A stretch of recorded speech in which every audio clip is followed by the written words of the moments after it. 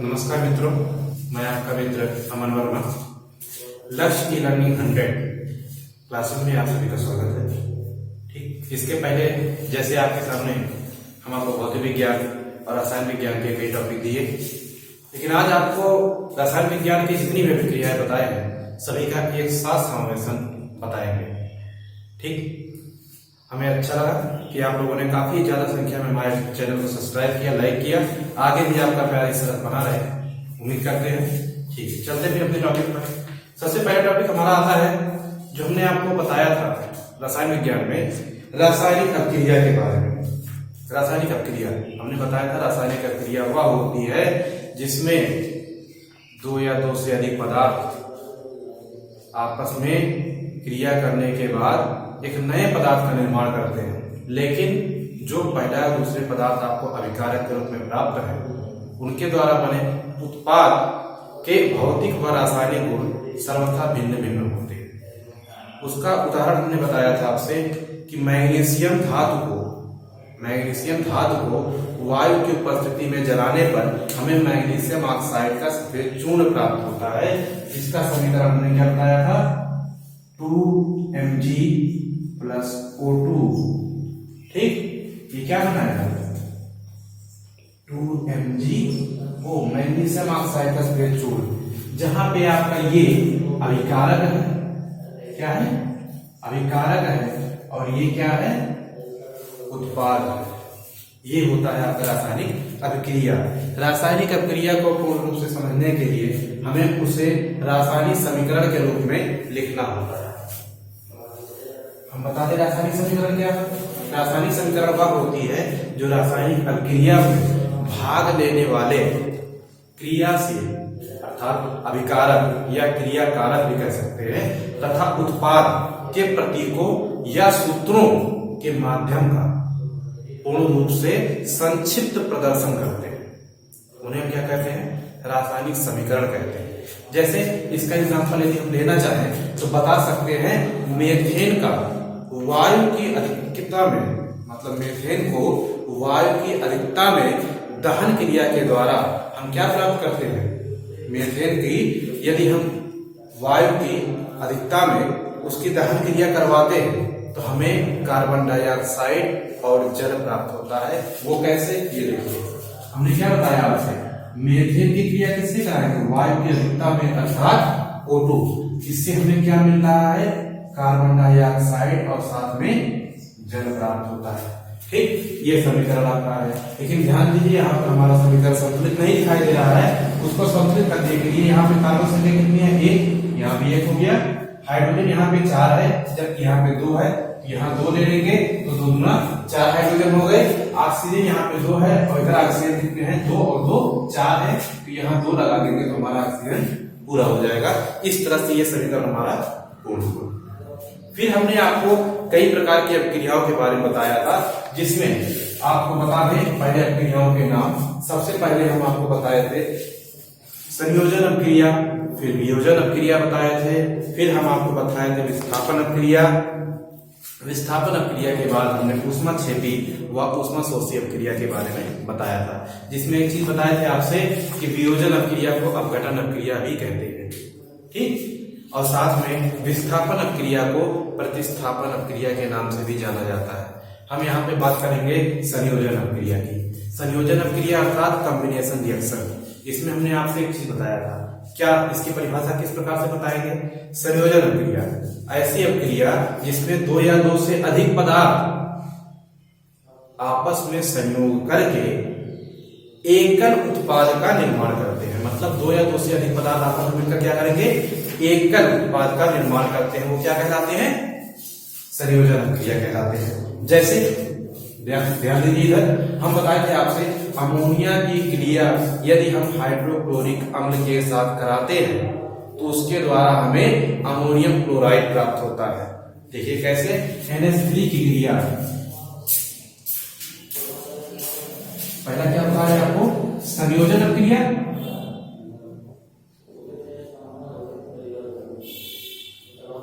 संयोजन अपक्रिया। अभिक्रिया। हम आपको इसमें बताना चाहेंगे कि अमोनिया की क्रिया किसके द्वारा कराएंगे, हाइड्रोक्लोरिक अम्ल, मतलब NH3 की क्रिया हम किससे करवा दिए, HCl से।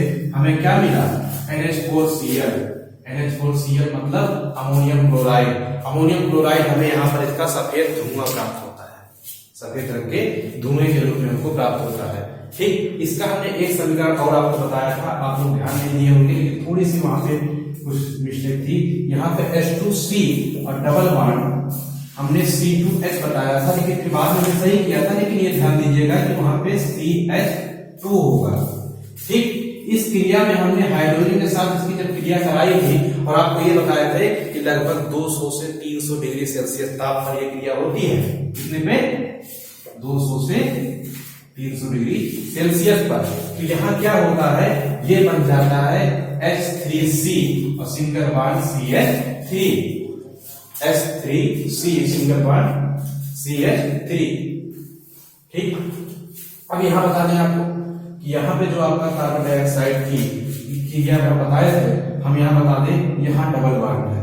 डबल बॉन्ड का मतलब एक होगा आपका सिग्मा और एक होगा पाई। एक मान लीजिए पाई हो गया और एक हो गया सिग्मा बॉन्ड, जिसमें एक प्लस और एक माइनस रखिएगा। जबकि हमारे पास जो हाइड्रोजन है वो हाइड्रोजन एक प्लस और एक माइनस में है। जो प्लस वाला है वो माइनस वाले के साथ और जो माइनस वाला है वो प्लस वाले के साथ क्रिया करके आपस में जुड़ जाएंगे, जिसकी वजह से यहाँ पे हाइड्रोजन क्या 2 से 3 हो गई, यहाँ पे 2 से 3 हो गई।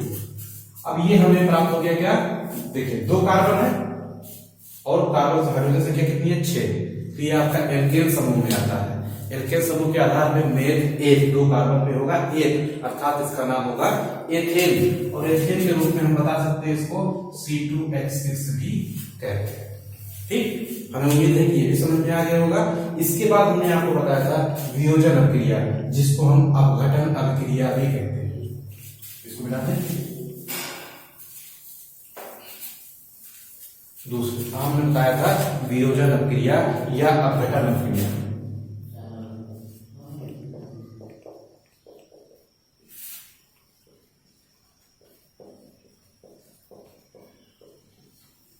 वियोजन अभिक्रिया, ठीक, इसके बारे में देख लीजिए। इसको अपघटन अभिक्रिया भी कहते हैं और इंग्लिश में इसको कहते हैं डीकंपोजिशन रिएक्शन। डीकंपोजिशन रिएक्शन, इसमें क्या होता है, जैसे इसमें वियोजन अभिक्रिया में बताते सीधे सीधे, इसमें बाह्य कारक कार्य करते हैं। कौन करते हैं, बाह्य कारक।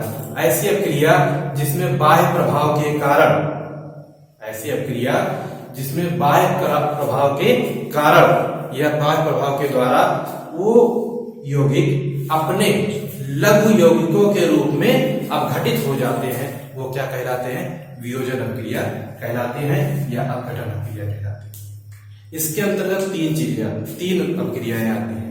पहला आता है ऊष्मीय अपघटन। ऊष्मीय अपघटन अर्थात ऊष्मा के द्वारा अपघटित होने वाली क्रिया। जैसे हम एक एग्जांपल लेना चाहें चूना पत्थर का, जिसको हम क्या कहते हैं CaCO3। ये कौन सा है, ऊष्मीय अभिक्रिया बता रहे हैं आपको। पहला नंबर 1 ऊष्मीय अभिक्रिया। CaCO3 क्या होता है, कैल्शियम कार्बोनेट। इसका क्या करते हैं, ऊष्मीय अपघटन करते हैं। क्या करते हैं, ऊष्मीय अपघटन।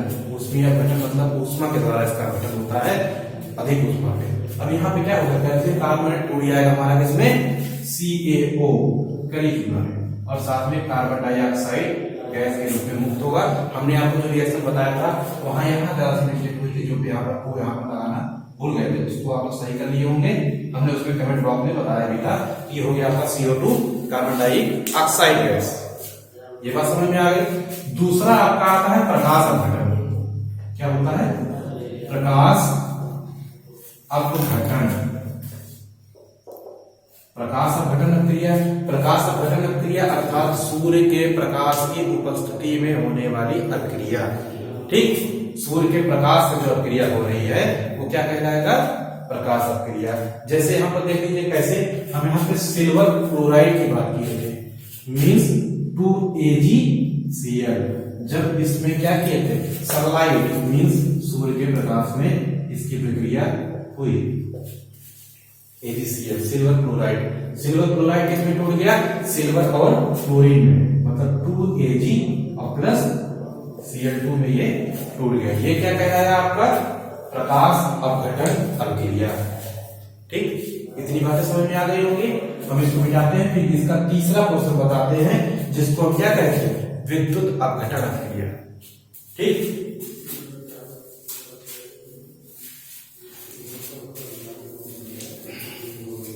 देखिए तीसरा आपका है विद्युत अपघटन।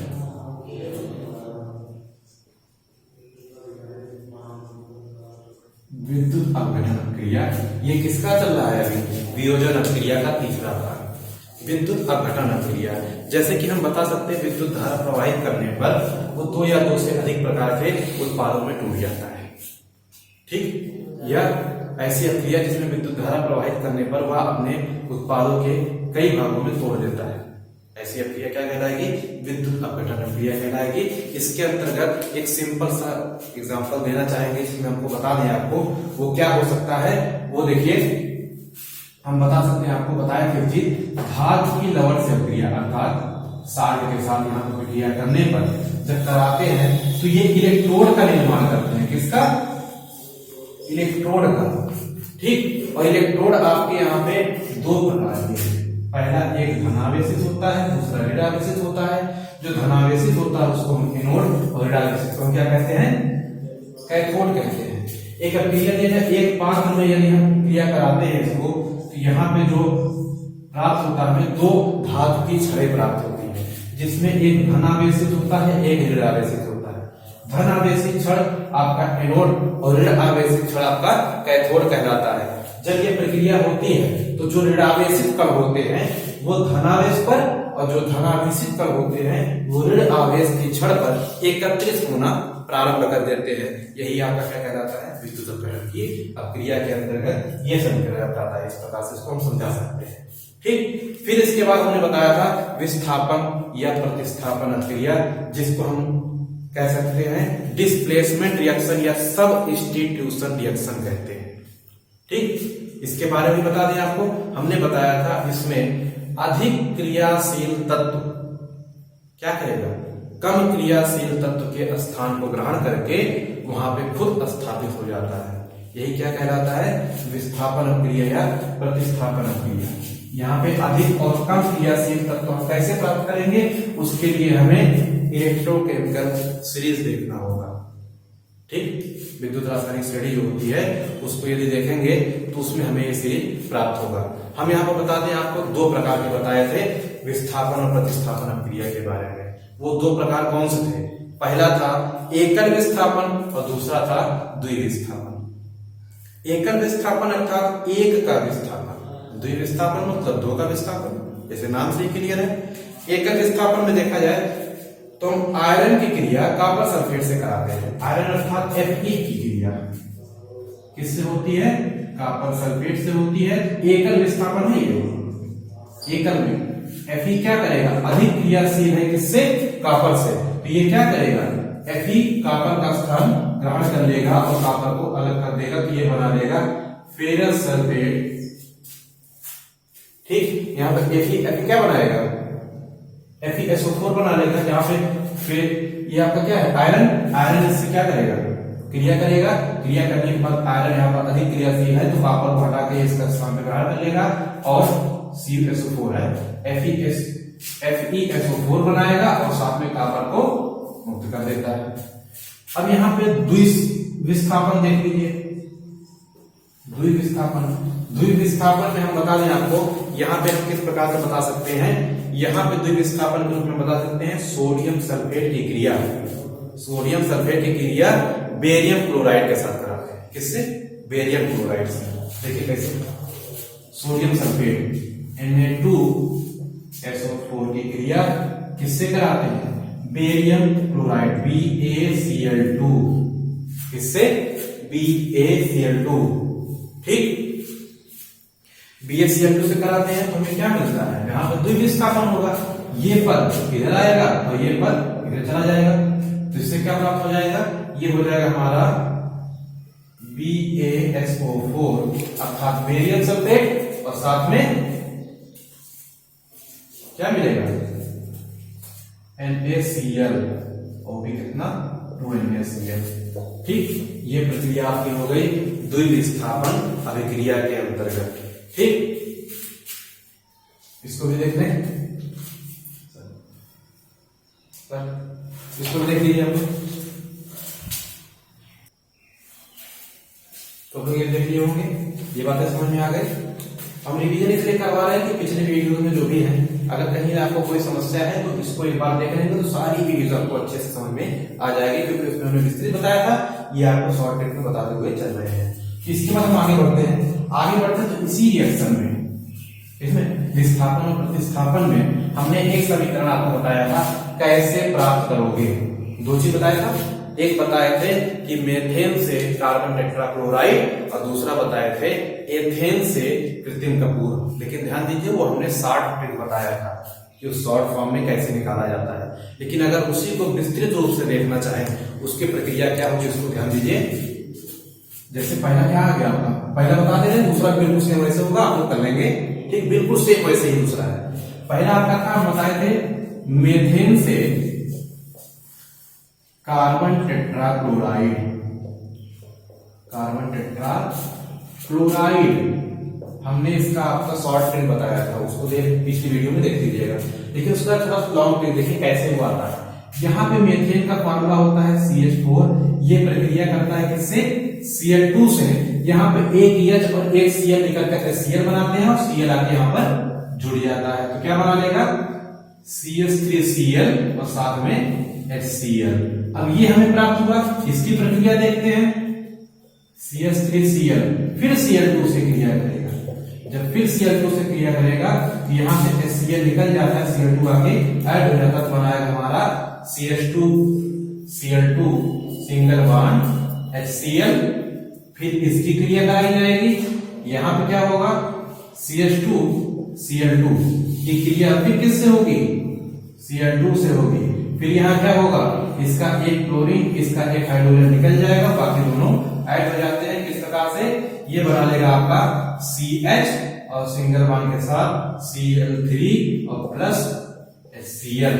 फिर क्या होता है, फिर चौथी प्रक्रिया, यहाँ पे भी वही क्रिया होगी। यहाँ पे इसके द्वारा क्या बनाएगा CH Cl3, फिर यहाँ पर क्या करेगा Cl2 से क्रिया करेगा, फिर यहाँ पे HCl निकल जाता है, तो क्या बनेगा, अगर एक Cl निकल गया तो एक Cl बढ़ जाएगा, हाइड्रोजन बढ़ जाएगा, क्या बनाया आपका C single bond Cl4, C single bond Cl4। यही आपका क्या है, कार्बन टेट्राक्लोराइड का विस्तृत रूप। इसका आप स्क्रीनशॉट ले लीजिए। ठीक, लेलिए, वो आपका शॉर्ट ट्रिक था और ये आपका थोड़ा सा लॉन्ग ट्रिक है। अब आपको दो अभिक्रिया और बताते हैं, ऊष्माक्षेपी व ऊष्माशोषी अभिक्रिया, इसके बारे में देख लीजिए जरा सा। ऊष्माशोषी और ऊष्माक्षेपी अभिक्रिया में जब हम आपको बताए थे उसमें कुछ छात्रों ने पूछा कि सर इसमें ऊष्मा कितनी मुक्त होती है। ठीक, उसके लिए आज से एग्जांपल लेकर आए हैं, उसको आप देख लीजिए। ऊष्माक्षेपी व ऊष्माशोषी अभिक्रिया, जैसे हमने बताया था एक्सोथर्मिक और एंडोथर्मिक। ऊष्माक्षेपी अभिक्रिया जिसमें से ऊष्मा क्या होती है, मुक्त होती है। ऊष्माक्षेपी अभिक्रिया जिसमें से ऊष्मा मुक्त होती है ऊष्माक्षेपी अभिक्रिया कहलाती है। क्या बताए थे, ऊष्माक्षेपी अभिक्रिया जिसमें से ऊष्मा क्या होगी, मुक्त होगी। इसका एक छोटा सा एग्जांपल अगर लेना चाहे, बहुत ही छोटा सा, वो है आपका ग्रेफाइट। ग्रेफाइट जानते हैं कार्बन का परमाणु होता है। ठीक, ग्रेफाइट कार्बन का यह परमाणु होता है जब उसको वायु में जलाया जाता है। वायु की उपस्थिति में ग्रेफाइट को जब जलाया जाता है तो कार्बन डाइऑक्साइड गैस बनाता है। कैसे, देखिए ग्रेफाइट का सूत्र क्या है, C और प्लस O2, ये क्या बनाएगा CO2 गैस के रूप में होगा। लेकिन इसमें बता दें ऊष्माक्षेपी अभिक्रिया है, इसमें से ऊष्मा मुक्त हो रही है, वो भी कितनी, 94.0 किलो कैलोरी। कितनी किलो कैलोरी, क्लियर हो गया। अब देखिए यहां पर ऊष्माक्षेपी अभिक्रिया। दूसरा आपका है ऊष्माशोषी अभिक्रिया। ऊष्माशोषी अभिक्रिया की बात करें, यहां पे बता दें ऊष्माशोषी जैसे शोषण करना अर्थात अवशोषित करना, ऐसी अभिक्रिया जिसमें ऊष्मा का अवशोषण होता है ऊष्माशोषी अभिक्रिया कहलाती है। ये बात हमने अपने वीडियो में बताया भी है। ठीक, उसमें भी देखिए किस प्रकार से ऊष्मा अवशोषित हो रही है। ध्यान दीजिए, जैसे नाइट्रोजन और ऑक्सीजन की क्रिया हम कराएंगे तो क्या बनाएगा, नाइट्रिक ऑक्साइड बनाएगा। कैसे, N2 प्लस O2 क्या बनाएगा, 2NO। यही क्या है आपका, नाइट्रिक ऑक्साइड के रूप में क्या होता है, नाइट्रिक ऑक्साइड। नाइट्रिक ऑक्साइड में यहाँ पे आप देखिए ऊष्मा शोषीय क्रिया है, अर्थात ऊष्मा का शोषण हो रहा है, अर्थात अवशोषण हो रहा है। तो कितनी ऊष्मा शोषित हो रही है, इसमें हो रहा है 45 kilo calorie, minus 45.0 kilo calorie. ध्यान दीजिएगा, एक बात आप ध्यान नहीं दिए होंगे, यहाँ पर यहाँ प्लस यहाँ माइनस क्यों है, हम बता दें आपको।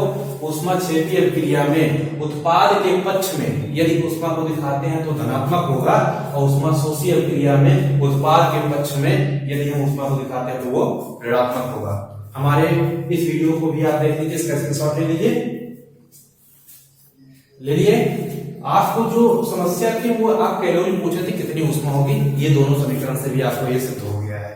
ठीक, हम उम्मीद करते हैं कि हमारी सारी वीडियो आपको अच्छी लगी होंगी। पिछले वीडियो का समावेशन हमने आज आपको बताया है, इसको अच्छे से पढ़ लीजिएगा। बाकी हमारे चैनल को जो लोग सब्सक्राइब नहीं किया, सब्सक्राइब कर लेंगे। धन्यवाद।